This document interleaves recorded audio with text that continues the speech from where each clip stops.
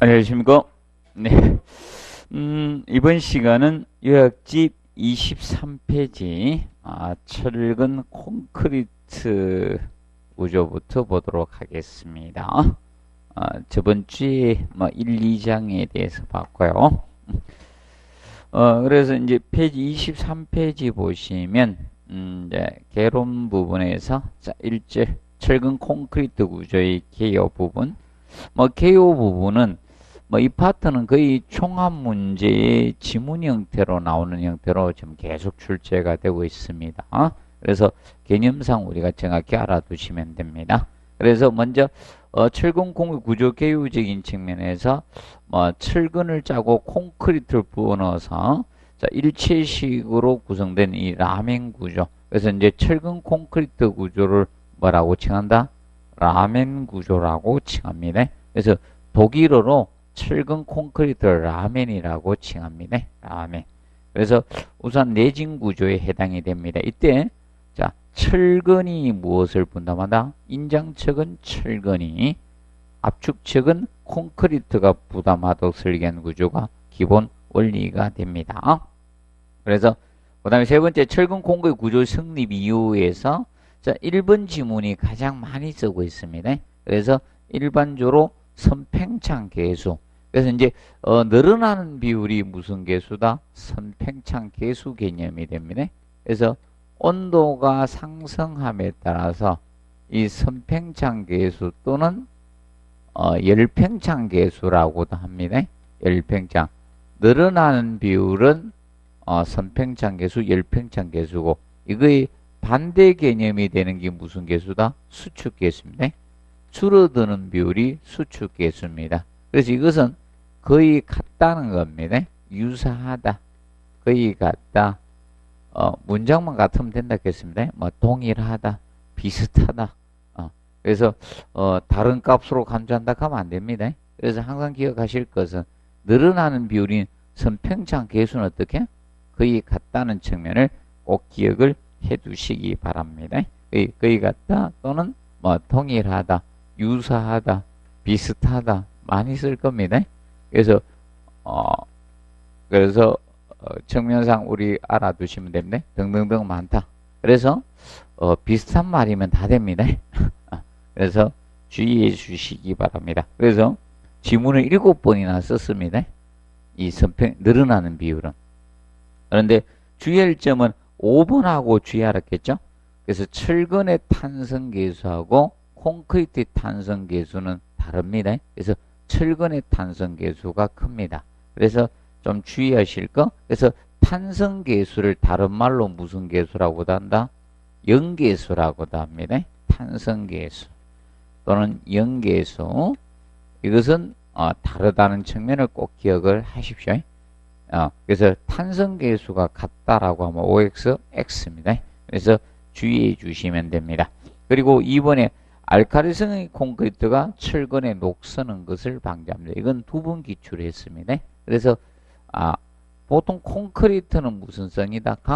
알카리성입니다. 초반에는 콘크리트는 수산화 칼슘 성분이기 때문에 pH가 12에서 13 정도 되는 알카리성을 띠고 있기 때문에 철근에 녹서는 것을 방지하고 있습니다. 그리고 부착 강도가 비교적 크기 때문에 철근의 자굴 방지에나 압축력에도 효과가 있고 일체식 구조의 성립 배경이 되었습니다. 그리고 4번 보시면 콘크리트로 철근을 피복함으로써 내구 내하적인 구조가 됩니다. 이거는 한번 출제를 했습니다. 그래서 기억해 놓으시고, 그 다음에 콘크리트의 중성화. 자, 콘크리트의 중성화는 자체적인 문제는 6회하고 7회 때 출제를 하고 나서 요새는 종합 문제의 지문 형태로 형성이 계속 나오고 있습니다. 그래서 콘크리트의 중성화. 자, 콘크리트의 중성화는 사실 원래 콘크리트는 무슨 성분이다? 수산화 칼슘 성분을 띠고 있어요. 콘크리트는 원래 제작을 하면 이 콘크리트는 수산화 칼슘 성분입니다. 콘크리트가 수산화 칼슘 성분인 알카리성을 띠고 있습니다. 수산화 칼슘입니다. 그렇다 보니까 pH가 12에서 13 정도 되는 강알칼리성을 띠고 있는데 뭐의 침투로 생긴다? 탄산가스. 자, 이 CO2 탄산가스가 침투되면서 반응을 일으키는 게 이 탄산가스의 침투로 인해서 수산화칼슘 성분하고 화학 반응을 일으키면서 얘가 무엇이 된다? 탄산칼슘으로 되는 겁니다. 그래서 탄산칼슘으로 바뀌는데 그래서 이걸 콘크리트 중성화 또는 뭐라고도 한다? 탄산화 이렇게 칭합니다. 탄산화, 중성화 같은 문장이다. 기억하시면 됩니다. 그래서 이게 pH가 8.5에서 10 사이가 됩니다. 그래서 쉽게 이야기하면 콘크리트가 강알칼리성을 상실하는 것을 뭐라고 칭한다? 콘크리트 중성화, 탄산화 이렇게 칭합니다. 탄산칼슘으로 바뀌는 거예요. 이것을 콘크리트 중성화 또는 탄산화라고 칭하게 됩니다. 그런데 콘크리트가 중성화되면 강도 변화는 거의 없습니다. 그래서 콘크리트가 이런 중성화가 진행이 되면 중성화가 이루어졌습니다. 그러면 콘크리트의 강도 저하는 없습니다. 콘크리트 자 강도 저하는 거의 없습니다. 저하는 거의 없습니다. 거의 없는데 문제점이 되는 것은 무엇이 문제점이 된다? 철근이 부식이 되는 거야. 자, 철근 부식이 발생이 되고요. 근데 이제 철근이 부식되면서 자, 철근 팽창, 최적 팽창을 가져옵니다. 최적 팽창을 가져오는데 이때 대략 2.5배 정도의 최적 팽창이 생기면서 나중에 콘크리트에 뭐가 생긴다? 균열이 생기는 거야. 콘크리트 균열. 그러면 보통 콘크리트 중성화에서 생기는 균열은 오랜 세월이 흘러야 돼요. 세월이 굉장히 많이 흘러야지 무엇이다? 균열은 가는 겁니다. 그래서 보통 피복 두께 cm에 따라 틀려집니다. 대략 피복 두께를 3cm 정도 하면요 60년이 넘어야 됩니다. 한 5cm, 한 180년 넘어야지 철근 녹습니다. 그만큼 오래 걸린다고 보시면 됩니다. 그래서 콘크리트 중성화인 균열은 나중에 발생된다 이렇게 보시면 됩니다. 그래서 그게 중성화 지연 대책으로서 바로 뭐다? 마감재를 써주자 이겁니다. 그래서 그 1번에 보면 타일, 자 돌붙임 등 마감재 사용하라.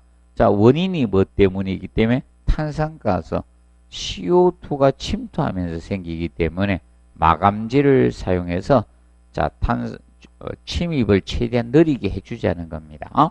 그리고 피복 두께를 어떻게 증가하면 됩니다. 그럼 아까 이야기 드렸죠? 피복 두께 3cm면 60년 정도 걸리는데 5cm가 되면 180년 정도 걸립니다. 그래서 외부에서 탄산가스의 침투로 발생하기 때문에 피복 두께가 두꺼워지면 최대한 지연된다라고 보시면 됩니다. 그리고 부재 단면을 어떻게 크게 해야 돼요. 부재 단면이 적을수록 중성화는 빠르게 진행을 합니다. 그러면 부재 단면이 커야지 안에 석회 성분이 많아서 시멘트가 많기 때문에 계속 공기 중에 수분을 빨아들여서 강알칼리 수화 반응에서 강알칼리성을 유지할 수 있는 겁니다. 그래서 땡 같은 경우는 오래 버티고 있는 겁니다. 그래서 예를 들어서 그죠? 미국의 그 뭡니까?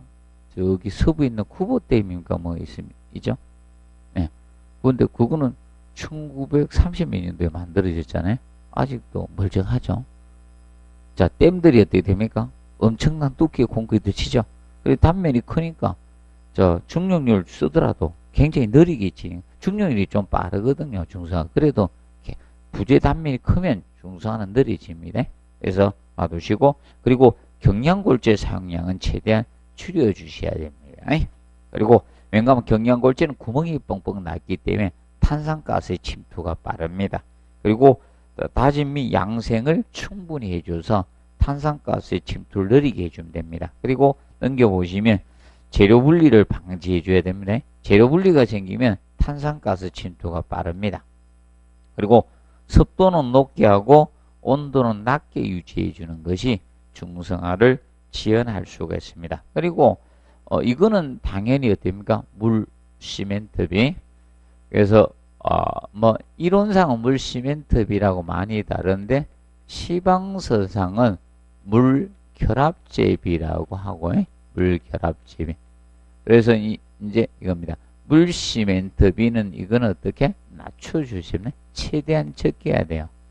물 시멘트비가 크면 자 뭐가 많이 생깁니까? 건조 수축기에서 균열이 많이 생깁니다. 그렇기 때문에 물의 사용량은 최대한 어떻게 줄여주시라 이겁니다.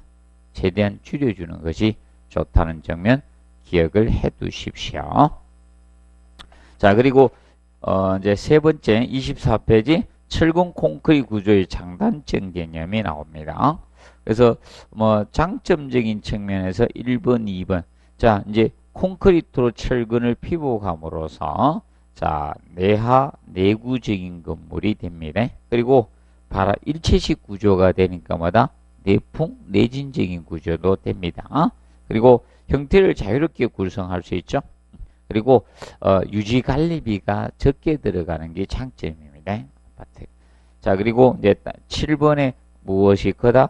차음성이 큰 거는 장점입니다. 자, 그런데 이제 주의할 것이 이 벽식 구조가 어떤 문제점이 생깁니까?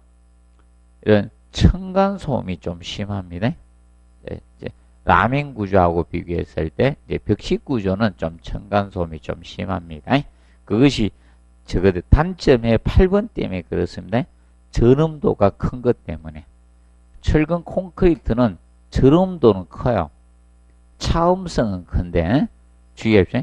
음을 차단하는 성질은 큰데 진동은 어떻게 전달된다는 겁니다. 그래서 위층에서 띄어버리면 어떻게 됩니까? 음을 전달하죠. 그런 것 때문에 층간소음이 발생하는 겁니다. 그래서 2번의 단점에서 보실 거 8번은 꼭 체크하시고 전음도가 어떻게 크다는 거 이것은 단점에 속합니다. 그리고 1번에 자체 중량이 어떻게 무겁습니다. 자중이 무거워요. 그래서 전체 중량의 자기 몸무게가 어느 정도 차지한다? 90에서 95% 정도를 차지한다는 거예요. 90에서 95% 정도를 차지합니다. 그리고 거기 보시면 4번에 시공상 기후의 영향을 많이 받죠. 왜냐하면 섭씨, 물을 사용하는 구조이기 때문에 자 기후의 영향을 받을 수밖에 없습니다. 그리고 형태의 파괴 철거가 조금 일체식 구조다 보니까 곤란하다는 점 기억을 해 두시면 됩니다. 자, 그리고 25페이지 보시면 2절에 콘크리트 25페이지 자, 콘크리트 자, 그래서 이 콘크리트 부분에서 제일 먼저 뭐다? 시멘트를 다루고 있습니다. 시멘트. 자, 시멘트는 뭐 조강 포틀랜드 시멘트는 아직 시험에 나오지 않았습니다. 그래서 이제 조강 포틀랜드 시멘트는 반응이 빠른 시멘트라겠죠. 분말도가 큰 시멘트입니다. 그래서 조강 포틀랜드 시멘트는 조기 강도는 어떻게 크고요. 그 다음에 일반적으로 수화 반응이 굉장히 빠르기 때문에 수화열 발생이 많아요. 그래서 동절기 공사에는 유리합니다. 그런데 주의하실 것이 이겁니다. 조강 포틀랜드 시멘트는 이 조강 포틀랜드 시멘트, 조강 시멘트는 뭐가 커진다? 건조 수축은 커져요. 그래서 건조 수축은 증가해요. 그래서 여기에 대한 균열은 어떻게 많이 생긴다 이렇게 보시면 돼. 건조 수축이 크면서 균열이 많이 발생하는 것이 조강 포틀랜드 시멘트가 됩니다. 그리고 중용열 포틀랜드 시멘트는 10회 때 한번 출제가 되었습니다. 중용열. 그래서 이제 중용열 포틀랜드 시멘트가 자 얘는 반응이 빠르다 했습니까? 느리다 했습니까? 느리다 했죠. 그래서 소화열이 적게 발생하면서 균열도 적게 발생되는 것이 자, 중용열 포틀랜드 시멘트가 됩니다. 그래서 얘는 항상 기억하실 것이 겁니다. 그래서 얘는 어디에 사용한다? 이런 땡공사 같은데. 땡공사나 이런 터널 있죠? 이런 매스 콘크리트, 단면이 큰 콘크리트를 무슨 콘크리트? 매스 콘크리트 처음이네. 이런 데 사용되는 시멘트가 중용열 포틀랜드 시멘트입니다. 그럼 얘는 반응이 빠르다, 느리다? 느린 시멘트라 그지? 소화열 발생이 적고 반응이 굉장히 느린 시멘트가 중용열 포틀랜드 시멘트가 된다 했습니다. 항상 기억하시고. 그 다음에 이제 앞으로 이제 3번을 조금 보세요. 자, 그냥 고로 슬래그 시멘트라고 아니면 고로 시멘트 이렇게도 쓰는 분이 있어요. 고로 슬래그 이렇게 쓰는 경우도 있고 아니면 어떻게? 고로. 이렇게 줄여서 이렇게 쓰시는 분도 있어요. 고로 시멘트 또는 고로 슬래그 시멘트. 그래서 얘는 자, 그래서 그게 해놨죠. 포틀랜드 시멘트 슬래그는 여러분들 재죠. 용광로에서 나오는 강재, 이 재를 슬래그라고 합니다. 슬래그하고 석고를 혼합해서 만든 시멘트가 고로 시멘트가 됩니다. 그럼 얘도 어떤 특성을 가지는가 하면요. 중용열 포틀랜드 시멘트와 비슷한 성격을 가집니다. 그래서 얘도 반응이 빠르다, 느리다? 느려요. 그래서 이제 얘도 소화열이 적고, 소화열이 적으면서 장기 강도는 정지되는 형태가 됩니다. 그래서 시공 연도는 좋아집니다. 그래서 이 고로 슬래그 시멘트가 이런 땡 같은 이것도 예를 씁니다. 고로 시멘트. 그래서 고로 시멘트는 아직 한 번도 나온 적은 없는데 얘는 혼합 시멘트예요. 얘는 알아두실 것이 혼합 시멘트예요. 시멘트만 넣은 게 아니라 슬래그하고 있죠? 석고를 첨가해서 만들었기 때문에 얘는 무슨 시멘트? 포틀랜드 시멘트가 아닌 혼합 시멘트에 속합니다. 혼합 시멘트. 그래서 올해부터는 공부를 좀 해 두십시오. 얘는 한 번도 시험 나온 적은 없다. 그래서 이제 소화열은 적으면서 건조 수축 균열은 적습니다. 이런 것이 특징인 시멘트로서 얘도 땡공사나 이런 데 터널 같은 수중 구조물 이런 데 많이 사용되는 것이 고로 슬래그 시멘트가 됩니다. 그 다음에 네 번째 보시면 포대 시멘트를 쌓아 저장을 할 때 그 질량으로 해서 하부의 시멘트의 고결 염려가 있기 때문에 한꺼번에 높이 쌓아서는 안 된다는 겁니다. 그래서 몇 포대 이하로? 13포대 이하로 해주시면 됩니다. 그런데 혹시 장기 저장이 주어지면 조금 주의하세요. 장기 저장일 때 몇 포대? 7포대 이하가 돼야 되고. 그래서 조건이 없으면 13포대. 장기 저장일 때는 자, 우리가 조금 주의해 주시면 되겠습니다. 그리고 그 다음에 이제 5번에 보시면 시멘트 온도는 일반적으로 50도 정도 이하를 사용해야 돼. 온도가 높으면 자, 안 좋습니다. 나중에 온도가 높은 걸 쓰게 되면 이 시멘트 이상응결도생에 균열을 발생할 가능성이 높습니다. 그래서 온도는 최대한 낮춰 주시는 것이 좋습니다. 그리고 저장 중에 약간이라도 굳은 시멘트는 사용해서는 안 됩니다. 그리고 시멘트의 분말도가 크면 시멘트의 뭐가 커진다? 표면적이 커져요. 표면적이 커지다 보니까 수화작용이 어떻게? 빠르게 생겨요. 수화작용이 빠르니까 거기에 대한 발생열이 어떻게? 수화열이 많이 발생한다는 겁니다. 그리고 빠르게 반응하니까 조기 강도는 큽니다. 그런데 장기 강도는 어떻게? 떨어질 수밖에 없죠. 그리고 시공 연도가 좋아집니다. 그래서 이제 주의할 점이 시멘트의 분말도가 크다는 것은 뭐라고 했습니까? 시멘트의 분말도가 크다는 것은 시멘트의 분말도가 크다는 것은 시멘트 입자가 뭐다? 미세하다. 아주 가늘다 이 뜻입니다. 그렇기 때문에 반응이 빠르게 생기는 겁니다. 그래서 시공 연도도 좋아지는 겁니다. 그리고 건조 수축은 당연히 어떻게? 증가가 되겠죠. 그리고 균열 발생도 증가 커집니다. 그리고 풍화되기가 쉬운 특성을 가지는 것이 분말도가 큰 시멘트다 보시면 됩니다. 반대로 시멘트 분말도가 작다는 것은 시멘트 입자가 어떻게 커진다는 것을 의미합니다. 그래서 이게 혼돈이 올 수가 있습니다. 그래서 그때 몇 했더라? 출제되면서도 출제자도 실수했어요. 그래서 그 답이 두 개가 돼버렸어요. 시멘트 분말도가 크다 작다를 잠깐 착각해서 출제를 한 겁니다. 그래서 좀 주의해서 봐두시면 되겠습니다. 그래서 시멘트는 고측면 위주로 봐두시고, 그리고 이제 시멘트는 혹시나 해서 하나 더 추가로 알아둘 건 시멘트, 자, 이 저장 창고는 저장 창고 개념에서는, 자, 이거는 저장 창고는 한기 통풍을 하면 안 돼요. 이거는 한기 통풍을 안 합니다. 항상 기억하실 건 시멘트 저장 창고는 습도를 낮추기 위해서 한기나 통풍을 통해서 한다 하면 OX, X입니다. 시멘트는 밀봉 상태로 하는 게 제일 좋습니다. 저장 창고는. 그래서 저것이 침입하면 어떤 문제가 생길까요?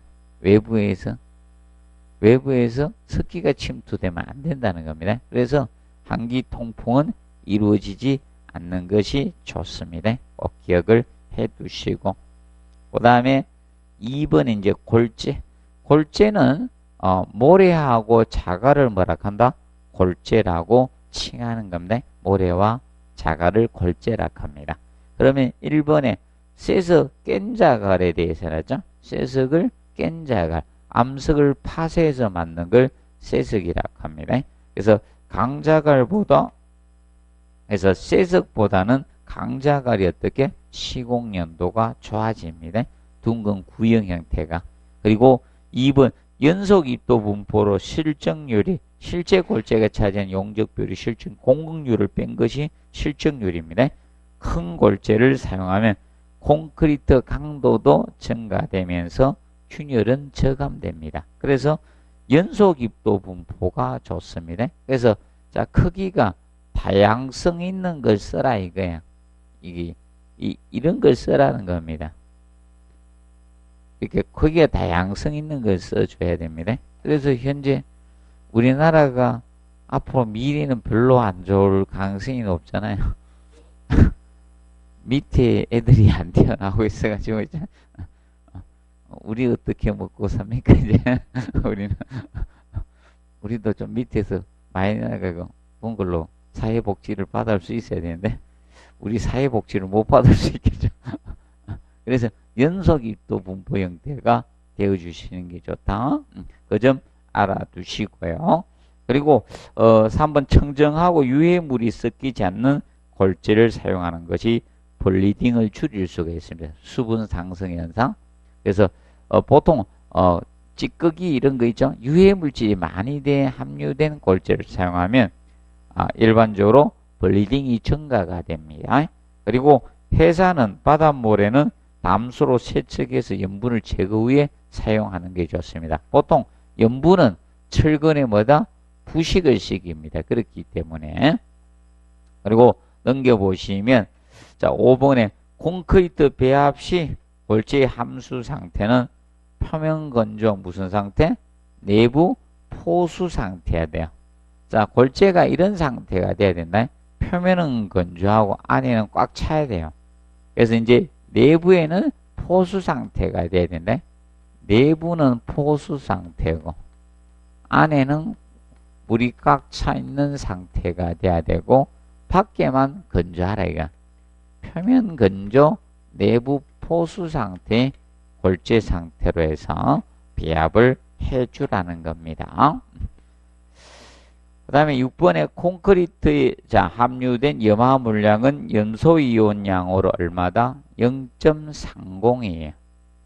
그래서 보통 예외 규정은 있지만 기본적으로 0.30입니다. 그래서 보통 책임 기술자의 승인을 얻었을 때는 0.6까지는 가능합니다. 그래서 이 책임 기술자의 승인을 얻은 경우, 승인을 얻었을 때는 0.6까지 가능합니다. 0.6번까지 가능하고요.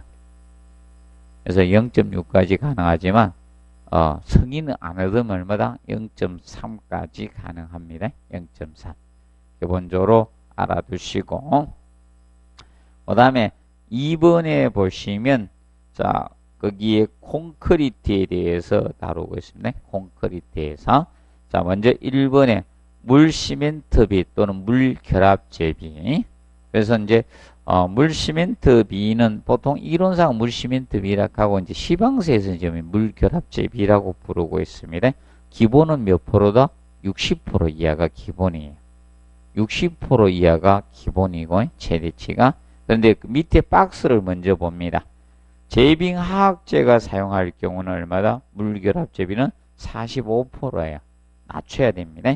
그리고 수밀성 기준일 때 50%입니다. 그리고 탄산화 저항성, 탄산화가 뭐라 했습니까? 중성화. 탄산화가 콘크리트 중성화잖아요. 탄산화 저항성을 고려할 때는 55%입니다. 또는 탄산화 저항성 고를 때는 55%고 수밀성 기준일 때는 50%, 제빙화학제가 사용할 때는 45%, 5%씩 계속 줄이라는 겁니다. 그럼 보통은 60% 이하인데 55, 50, 45% 이렇게 된다는 겁니다. 좀 봐두면서 물시멘트비가 그래서 1번에 적을수록 콘크리트 강도는 어떻게? 커지게 됩니다. 그러면 자 이제 물시멘트비, 물결합제비하고 자 우리가 알아두실 거는 이거 물시멘트비든 물결합제비든 간에 우리가 알아두실 거는 이겁니다. 얘가 커진다는 것은 자, 이 물시멘트비가 증가된다는 것은 물의 사용량이 어떻게? 많아진다 이 뜻입니다. 물의 사용량이 많아진다. 이거는 물의 사용량이 많아진다는 게 물의 사용량이 증가된다는 뜻입니다. 물의 사용량이 늘어난다 이 뜻이에요. 그렇기 때문에 기본적으로 알 수가 있는 겁니다. 그래서 반비례 관계에 놓여지는 거, 얘하고 반비례 관계에 놓여지는 것이 이것만 기억하시면 돼. 반비례 관계에 놓여지는 것이 첫 번째 콘크리트마다 강도야, 강도. 그럼 얘가 늘어나면요, 강도는 어떻게? 떨어질 수밖에 없는 겁니다. 그리고 내구성입니다. 내구성. 그러면 이 내구성도 어떻게? 떨어집니다. 물의 사용량이 어떻게? 증가가 되면, 그래서 물의 사용량이 증가되면 강도는 떨어지고 내구성은 어떻게? 감소할 수밖에 없는 겁니다. 그 점을 우리가 정확히 알아두시면 되겠습니다. 정리해 두시고요. 그래서 물시멘트비 증가하고, 그래서 이 반비례, 나머지는 거의 비례 관계에서, 그래서 적을수록 콘크리트 강도 어떻게? 커지고, 내구성은 좋아집니다. 적을수록. 반비례 관계에 속하니까, 그 점을 좀 정리를 해 두시고요. 그래서 기본적으로 봐 두십시오. 자, 그리고 이제 2번에 보시면, 슬럼프 시험, 슬럼프 테스트, 콘크리트의 시공 연도를 측정하기 위한 시험을 뭐다? 슬럼프 시험, 슬럼프 테스트라고 합니다. 그러면 보통 일반적으로 이렇게 보시면 돼요. 슬럼프 시험은 자 이렇게 측정한다 했습니다. 제두 원치형 몰드 가지고 이렇게 측정한다 했죠. 위에가 지름 10cm이고 밑에가 지름 20cm이고. 자, 왜 이걸 그리면서 해드리는가 하면요. 혹시나 치사하게 내는 인간들에서 치사하게 내면 수치가 아니고 내거든요. 그래서 앞전에도 표준 간이시험 되면서도 제가 계속 이렇게 수치 이야기해 주면서 하는 이유가 그겁니다. 치사한 사람들이 하나씩 있어요. 그죠? 높이가 30cm예요. 그리고 손잡이가 달린 이 슬럼프 콘입니다. 이게 슬럼프 콘인데 이 슬럼프 콘에다가 콘크리트를 3회 나누어서 다져 붓습니다. 그러면 3회 그래서 3분의 1을 먼저 넣고 3분의 1 넣고 25회 다짐 막대로 다집니다. 25회 다짐을 하고 그리고 3분의 1 넣고 또 25회 다짐하고 3분의 1 넣고 25회 또 다짐합니다. 이렇게 해가지고 수직으로 들어 올립니다. 그대로 경사직으로 옆으로 쓰러지죠? 이게 수직으로 그대로 올립니다. 그렇기 때문에 그러면 이게 흘러내리게 될 겁니다. 흘러내렸을 때 얼마나 내려갔나 이걸 측정하는 거야. 이것이 뭐다? 슬럼프 값 또는 치라고 하는 거야. 이것이 슬럼프 값 또는 치라고 표현합니다. 그러면 슬럼프 값이 크다는 것은 콘크리트가 무슨 비빔이다? 묽은 비빔이다 이거예요.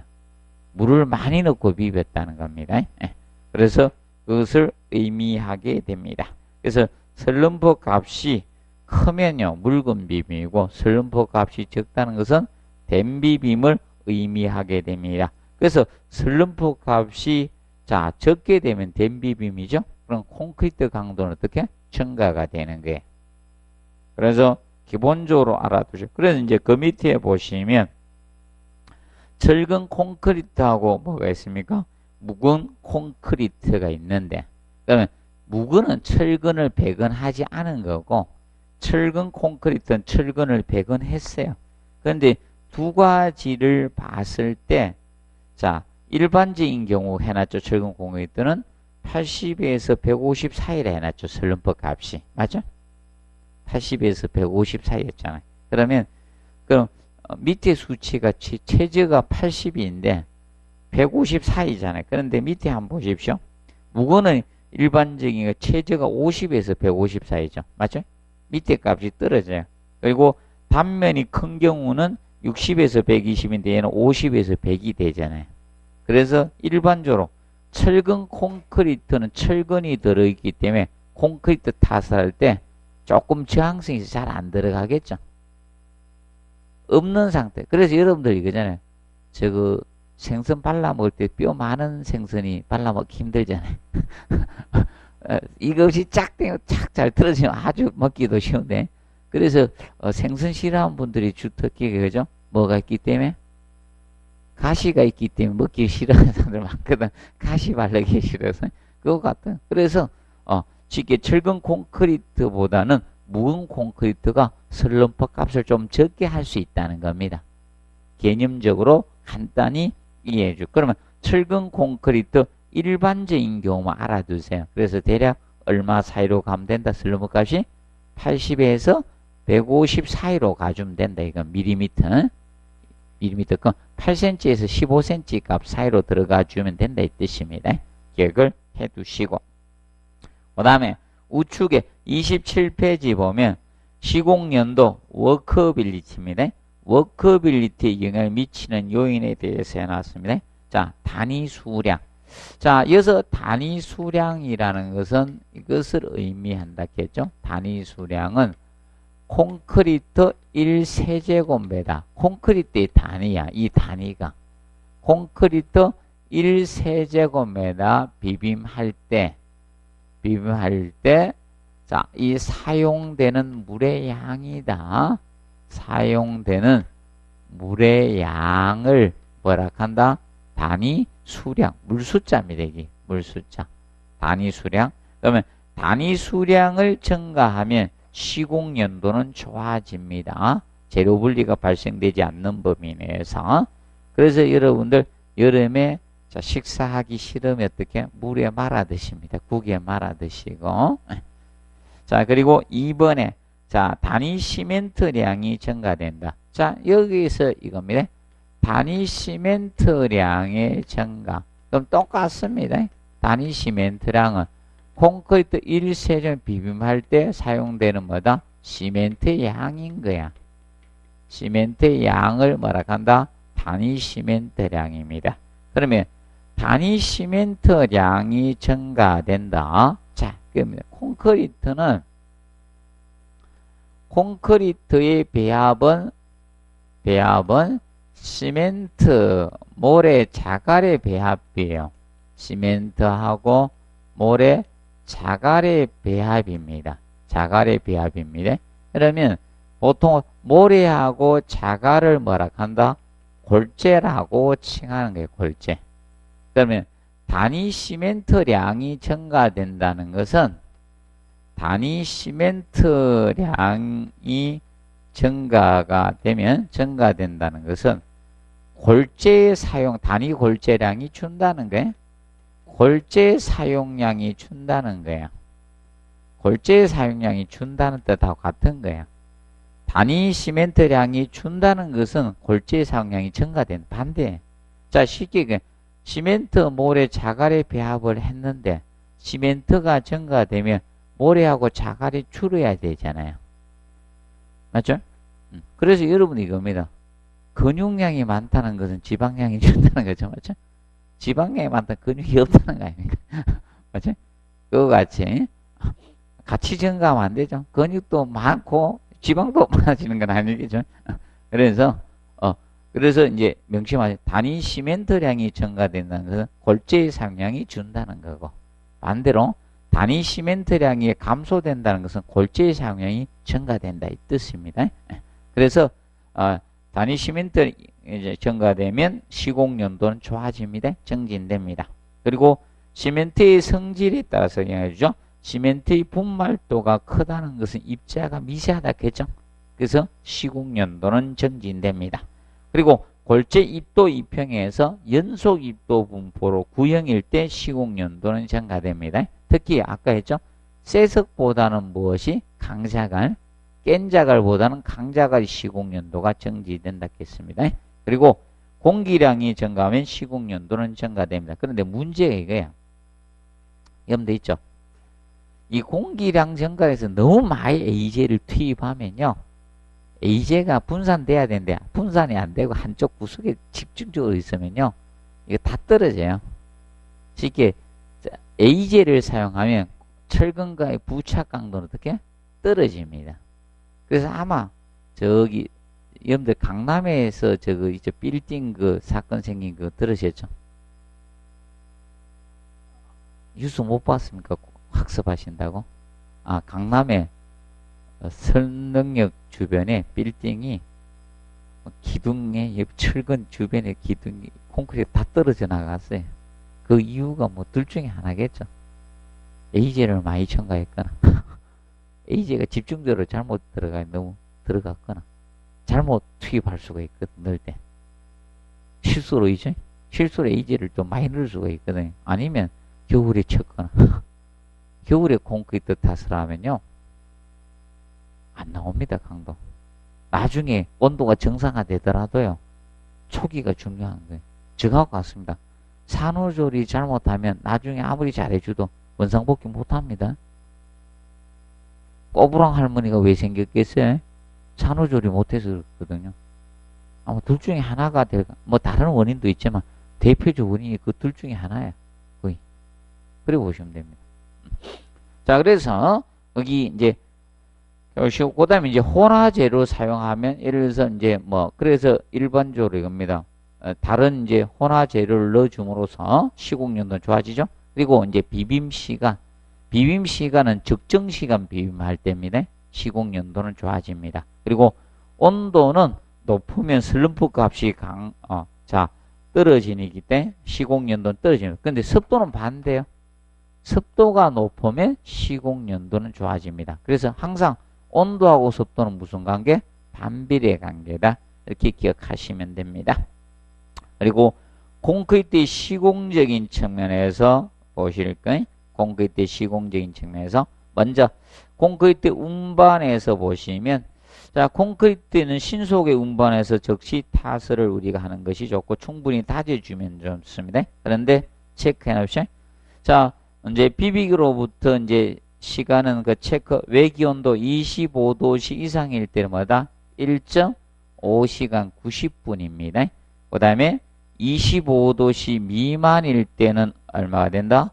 2시간을 넘어서는 안 됩니다. 2시간. 그래서 그거 조금 90분 하고 얼마 된다?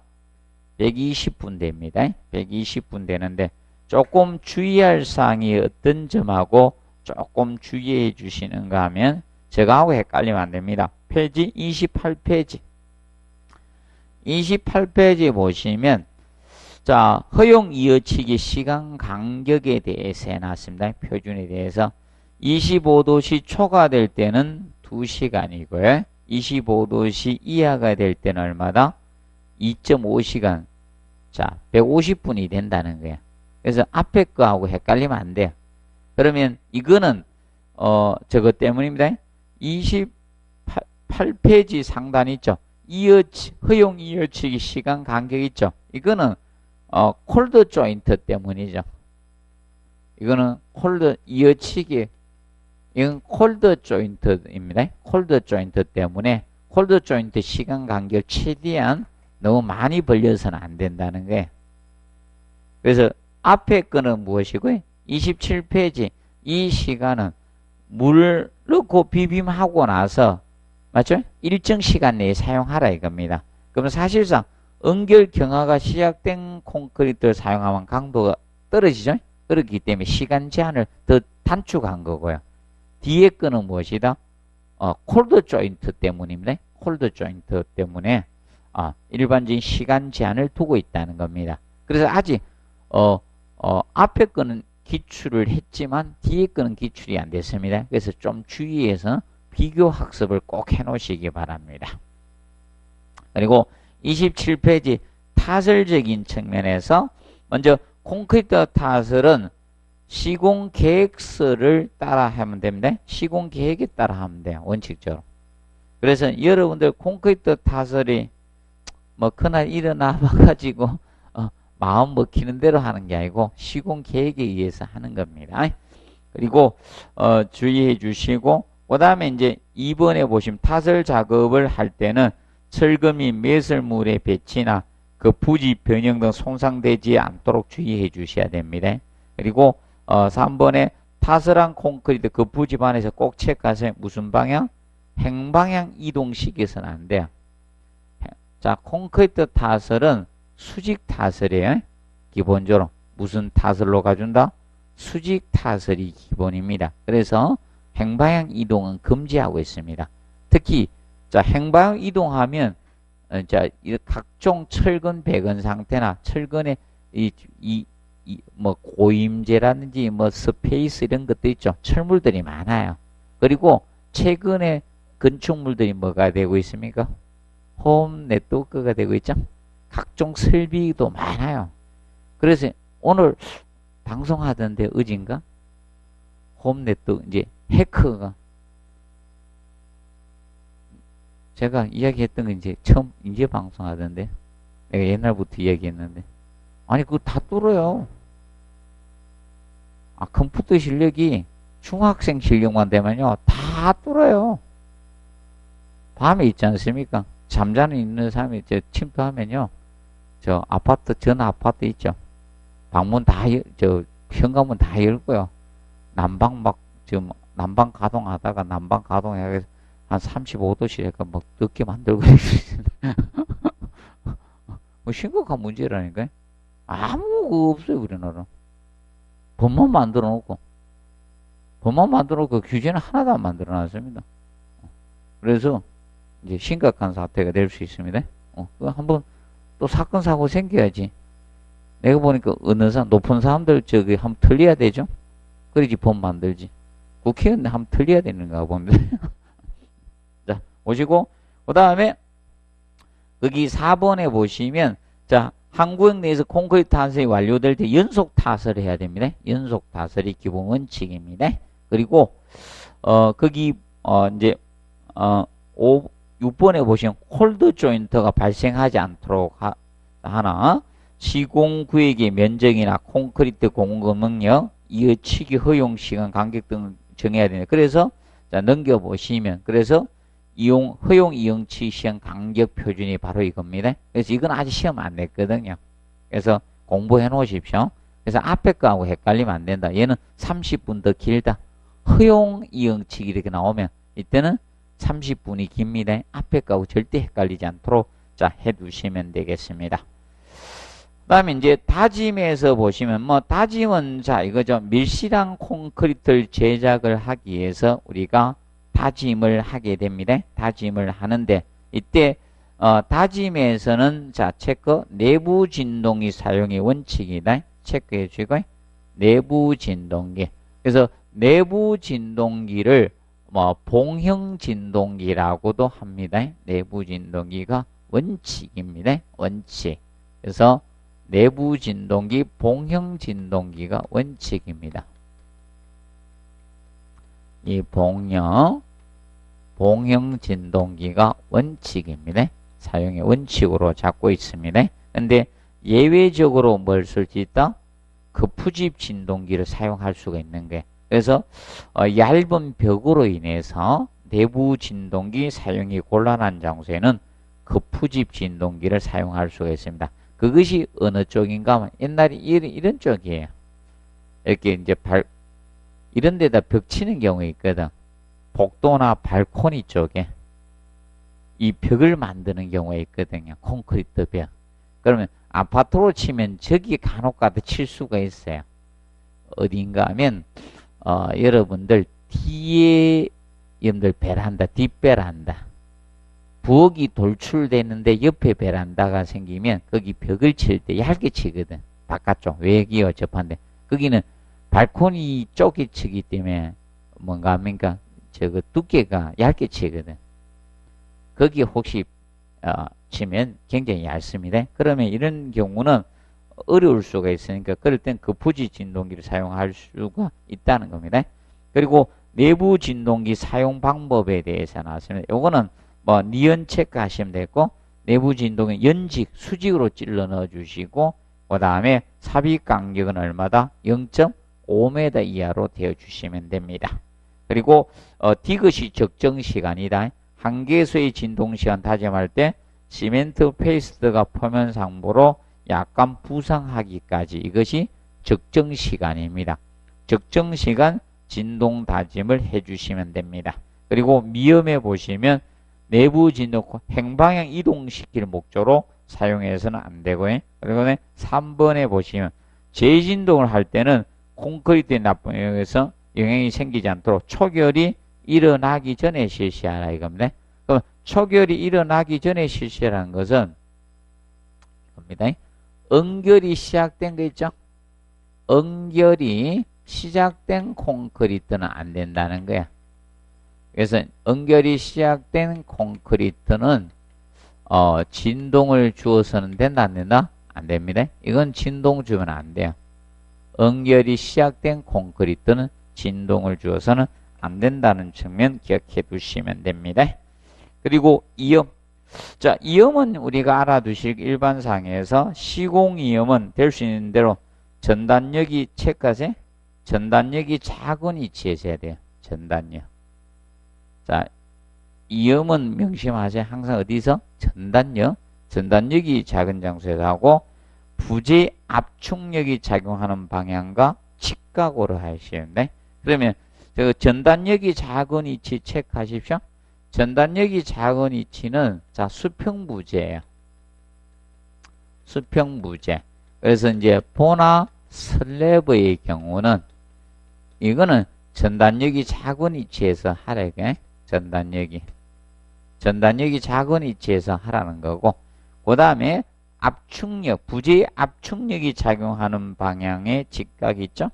부재 압축력이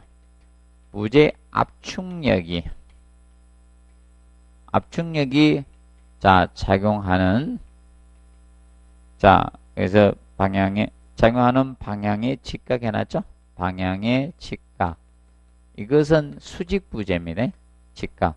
이거는 수직부재는 여기에서 하라는 거예요. 수직부재.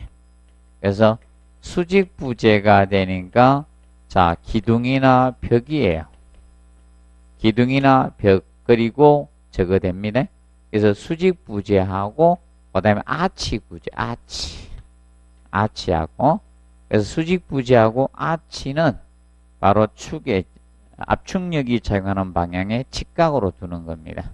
그래서 두 가지를 혼돈하지 않도록 좀 해두시면 됩니다. 그래서 그 측면 기억을 해 놓으시고요.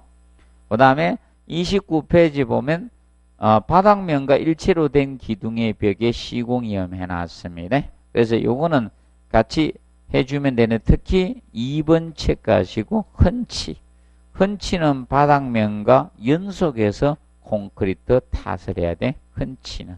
그러면 흔치의 개념이 이거라겠죠. 자, 수직부지하고 뭐다? 수평부지가 만나는데, 그럼 여기서 기둥이나 보가 될 수 있고 아니면 벽체나 슬래브가 될 수 있죠. 여기 보강해 주는 걸 뭐라 했어요? 흔치. 그래서 흔치는 연속 탓을 해 주셔야 됩니다. 그래서 일체로 우리가 해 준다는 점 기억을 해 두시고, 연속해서 바닥판과 연속해서 탓을 해 줘야 됩니다. 그러면 이게 바닥판이면 얘가 뭐가 될까요? 얘가 바닥판이면, 슬래브면 얘가 벽체잖아요. 벽식구죠.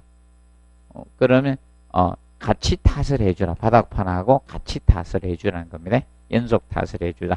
그리고 바닥판의 시공위험에서는 한번 출제가 되었습니다. 원래 바닥판 시공은 슬래브나 보의 경간에 뭐다? 중앙부 부근에 두라. 이것이 뭐다? 전단력이 최소인 장소입니다. 중앙부 부근에 둬야 되는 것이 전단력이 최소인 지점에 주라 이겁니다. 그런데 그 중에 작은 보가 교차할 경우 있죠? 보이 2배 떨어진 요거 가지고 출제를 했습니다. 이미 출제해버려서 2배 가지고. 그리고 네 번째 보면 아치의 시공위험은 아치 축의 무슨 방향? 직각. 자, 요거 아까 했죠? 수직부지하고 아치는 압축력이 작용하는 방향이 어떻게? 직각으로 둔다 했습니다. 직각. 개념이고, 그 다음에 이제 5번을 꼭 봐두세요. 5번. 자, 신축위험은 양쪽 구조물에 혹은 부재에 뭐다? 구속되지 않는 구조여야 돼. 체크하십시오. 구속되는지 여부. 신축위험은. 자, 신축위험은 뭘 연상하라 했어요? 항상. 잘 모르시겠다. 사람으로 보면 어디가 신축위험이다?